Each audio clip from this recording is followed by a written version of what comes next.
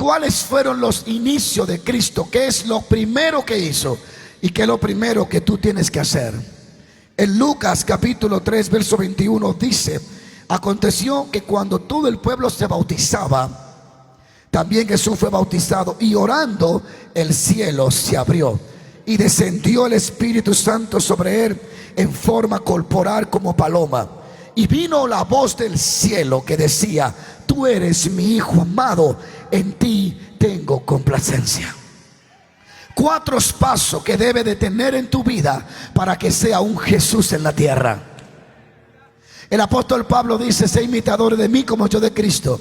No importa en qué ministerio esté, si eres profeta, si eres apóstol, si eres pastor, si eres evangelista, si eres misionero, si eres un empresario o trabaja en cualquier área de la iglesia, tú estás llamado a caminar en esta tierra como caminó Jesús. Y este congreso ha sido organizado por el Espíritu Santo para equiparte, porque Él quiere que tú camines en la tierra como caminó Jesús. No importa la tierra que te tocó, el barrio, la ciudad, lo difícil que sea o lo imposible que se vea, si camina en estos 4 o 6 principios, tu ministerio será exitoso en esta tierra, tal como lo fue el de Jesús. Tele Osborne decía: donde quiera y cuando sea, el Señor está listo para hacer milagros. Marcos 16 en adelante habla y dice esto. En el verso 19 dice, en el 16 y 17 de ese capítulo, en el verso dice lo siguiente: y dijo: y estas señales seguirán a los que creen, en mi nombre echarán fuera demonios. Ustedes conocen el verso. En el verso 19 dice: mas ellos, saliendo a predicar el evangelio del reino, predicaban por todas partes, y el Espíritu Santo, en el verso 20. Pero en el verso 19 dice: mas él fue recibido arriba y se sentó a la diestra del Padre.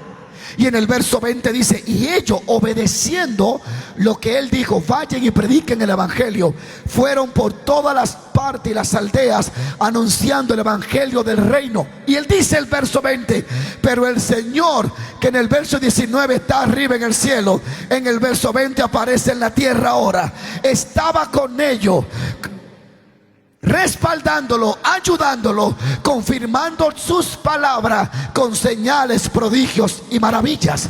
Aprende en este verso 3 cosas. Primero, el Señor está sentado en su trono. Segundo, el Espíritu Santo está aquí, y el Señor está aquí por el Espíritu Santo. Y tercero, donde quiera que el evangelio es predicado, el Señor estará allí para confirmarlo.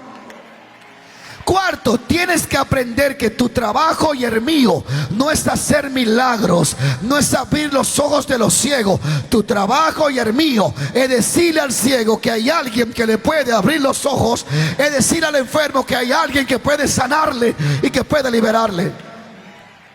No te sature ni te ponga ese peso encima. Lo tuyo no es hacer los milagros, lo tuyo es predicar el evangelio, y el Señor estará allí para hacer milagros. Ahora, volviendo a este tema, quedan 15 minutos. Escucha esto importante acá. Cuando Jesús desciende y es bautizado, la Biblia dice: y orando el cielo se abrió. Lo primero que hizo Jesús en su ministerio no fue hacer milagros, fue orar. Todo ministerio que comienza sin oración va a fracasar. No llegarás lejos sin una vida de oración. Nadie puede llegar más lejos que lo que llega a su oración. Alguien alabe a Dios. Dile a alguien: si no oras, estás frito, estás seco, estás muerto, estás sin conexión, estás sin sensibilidad, no tiene comunión, no puede escuchar al Espíritu Santo de Dios. El Señor David, yo que murió, él decía: yo oro 3 horas diarias, y tenía 1 millón de miembros. Y sacaba tiempo para orar 3 horas diarias, y la mitad de la oración la oraba en lenguas. Alguien puede alabar a Dios. Si Jesús emprendió su ministerio orando, debemos de hacer lo mismo. Lo segundo, los cielos se abren. Donde hay oración, siempre la consecuencia es que los cielos se van a abrir. Donde hay oración, habrán cielos abiertos. Lo segundo que le ocurre a Jesús es que descendió el Espíritu de Dios sobre él.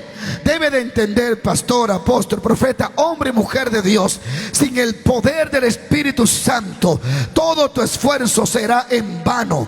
En el Antiguo Testamento la Biblia nos muestra que todo éxito que tuvieron los antepasados fue cuando el Espíritu de Dios venía sobre ellos, y lo mismo va a suceder contigo.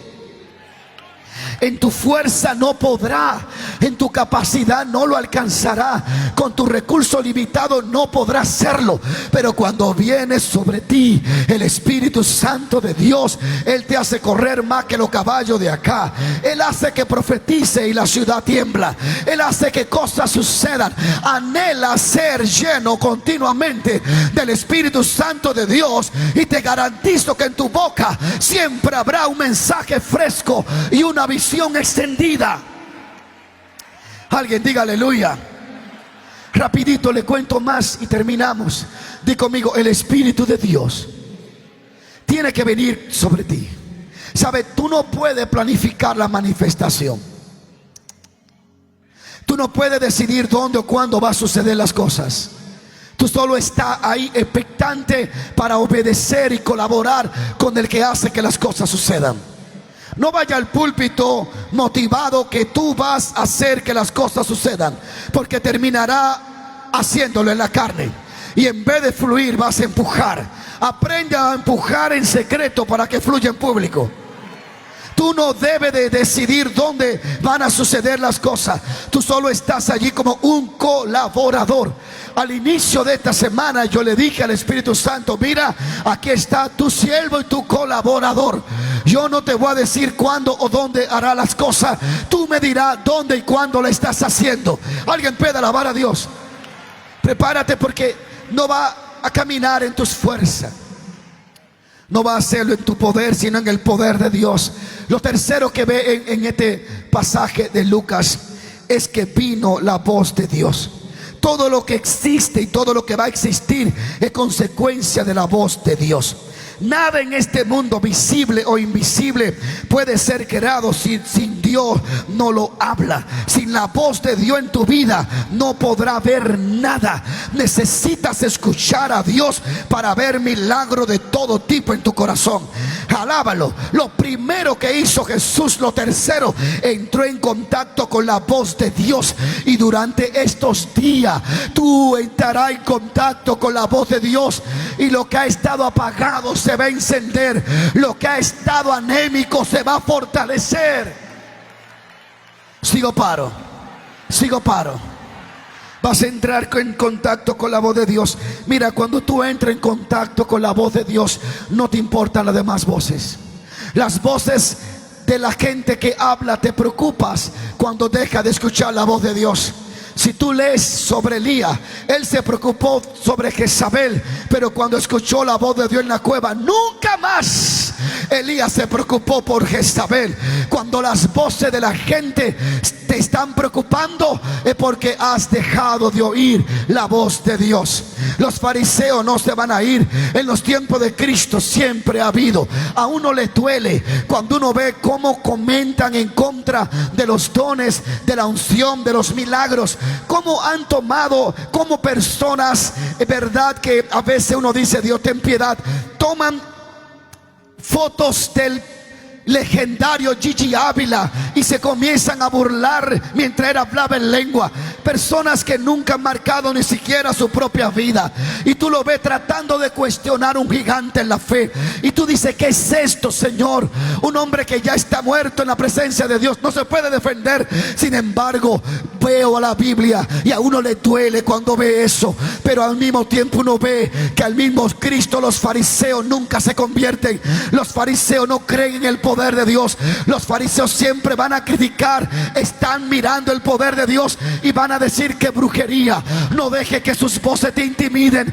Dios te llamó a caminar como Jesús. Tiene que caminar en poder y haciendo bien, aunque haya 20 que no quieran, aunque haya gente que cuestione las lenguas, que cuestione tus brincos, que cuestionen tu danza. No lo permitas. Tú sigue haciendo lo que Dios ha revelado a tu corazón.